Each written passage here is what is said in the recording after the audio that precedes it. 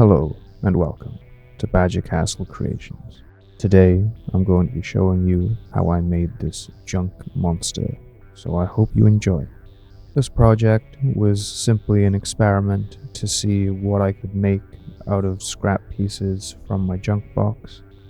I began with one of these large wooden bases, followed by gathering a selection of junk pieces from the box.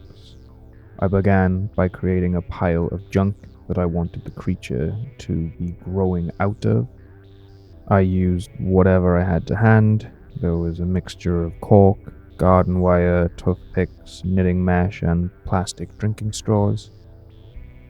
To start building the creature, I used some toothpicks jammed into the cork as a frame for the legs, and then covered them over with pieces of plastic drinking straws, using the ridged parts to add some texture.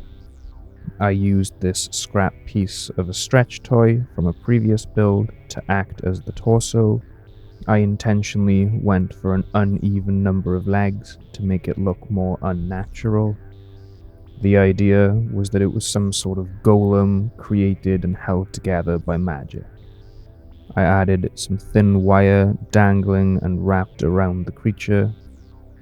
I added a small piece of knitting mesh to act as a face grill for the creature.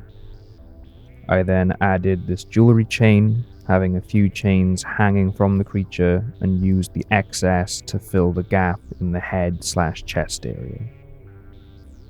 For the arms, I used some paper clips as an armature, and then more plastic drinking straws to keep the limbs matching together.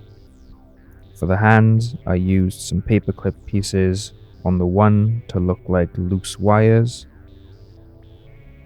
and for the other, I created a claw using a small piece of knitting mesh and the ends of toothpicks.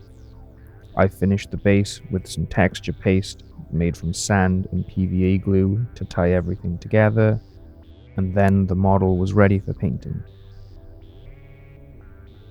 I began by basing the model in brown, followed by an all-over stippling of a rust color. I then stippled over Death World Forest to give it a moldy appearance.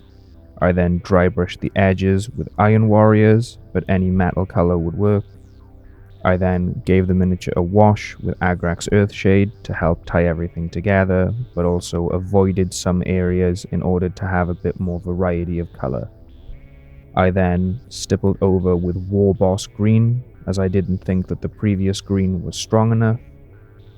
I then painted under the grill with a mixture of Tesseract Glow and Gauss Green, going a little over the sides to try and give it a bit of a lighting effect.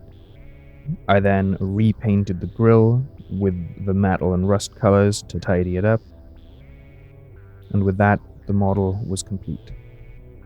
I think it turned out pretty good, considering it was pretty much entirely improvised. It sort of reminds me of a Scooby-Doo villain. Anyway, I hope you enjoyed this video. Thank you very much for watching, and I will see you in the next one.